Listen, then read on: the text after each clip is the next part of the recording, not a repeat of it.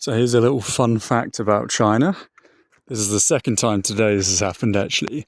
So when the trains arrive, they build these stations, obviously out in the middle of fucking nowhere, which I guess is to account for future infrastructural development. Although, as you can see, this place is pretty abandoned, and this for China is considered abandoned. Obviously, if this was like India or Bangladesh, this would be like the nicest place in the entire country. But usually things are like tip-top pristine in China. Like everything is like 100%, especially when it comes to the landscaping, the fauna, the gardens, etc. But in this town, and I'm in a place called Baitun, Beitun, in the not quite the Altai region, but pretty close. And yeah, I was the first one out of that station on A Maps and Didi. I have every single taxi option checkmarked. So like the most expensive priority, the metered, the basic, the standard, just everything goes. And I throw what's called red letters in, which are tips that you do up front to try and get a driver. Not a single one found. It's been an hour. So there was a huge rush. Everyone gets into the vehicles that are like pre-arranged, or they just go up and just grab the few taxis that are there. But I don't obviously speak Chinese, and yeah, the drivers are more inclined to take locals if they're honest, and if they take you, they're probably going to try and scam you. One guy actually clearly looked at my location because I walked up to where that tower was, just so I was away from the crowd, and then I ordered the Didi, which is pretty common everywhere in the world, and it's never not worked, except in China where there's the largest number of people. And the guy obviously looked at the map and then drove up and tried to get me in the taxi. But when you do that, they just try and scam you. Otherwise, they just accept the ride up front and not have to deal with the faff of like driving around trying to curb crawl people. So you know when they do that, the intent is, oh, it's a little gold mine, let's try and scam a tourist. Especially because the commission with these apps is like pennies. It's literally nothing. It's probably about 2%.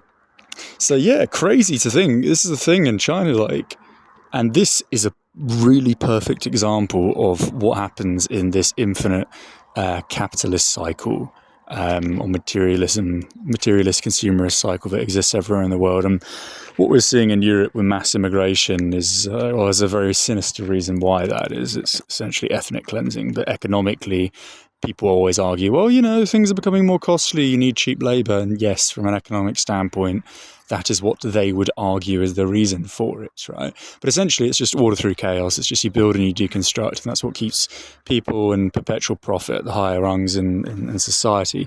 So my point was relating that to this is that in China, over the last couple of years, as we've seen with the visa policies, and I've personally witnessed it, especially when I flew from Bangladesh to Guangzhou, they're literally just herding, just thousands and thousands and thousands, hundreds of thousands, no doubt millions of migrants from Africa and from all the kind of usual suspect countries, India, Bangladesh, these sorts of places.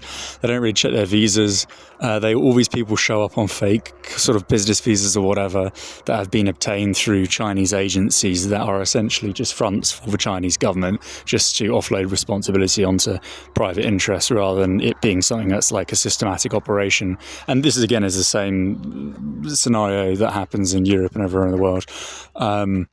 It's no coincidence that these things happen when a country reaches its peak. Economically, yes, but again, it's all about perpetual control. Remember that. You can create an infinitely prosperous society without the constant need for capital gain. It's very, very easy to do. You can have a completely self-sustainable society, realistically, where no one actually works and everything's just undertaken by robotics, at the very least. But anyway, before I go into a tangent, when I was on that flight and I was coming into Guangzhou, I was obviously the only non-Bangladeshi, and everyone would show up on business visas and just have their entire family. And obviously the people that work at the border aren't always clued up as to what's going on. So there's the usual like shouting, "Who is this? What is this?" But in the end, just like with every self-proclaimed refugee or migrant that shows up at any European border or in the United Kingdom in particular, it's all just for show. It's all theatre, and they all get sent into the country. No one gets rejected. Or if they do, it's like the quota system that you have in the UK, where you have a budget at the end of the financial year and you got to sort of get rid of it, or you have to show you're actually doing your job. So you have to occasionally reject accounts if you're in finance, or, occasionally put people on a plane, 1 in 10 fucking million or whatever, every half a decade, just for the media attention. Again, it's all just a scam. It's all a scam. But yeah, so leading back, look at this. Absolutely mental. It's 6:30 a.m. It's not even like a unusual hour. And I don't think I'm going to get a taxi. While I was recording this video, I've had the taxi apps running the entire time with the tips, all of the most expensive services checkboxed, and there's nothing. There's literally no one here. No one here. This is absolutely mental. Ghost town. Look at this. I can literally just stand in the middle of the road. See how far my shitty camera lens goes. There's no one. Nothing. Just this weird symbolism. Maybe some parkour. Anyway, I'll leave this video then at 6:30.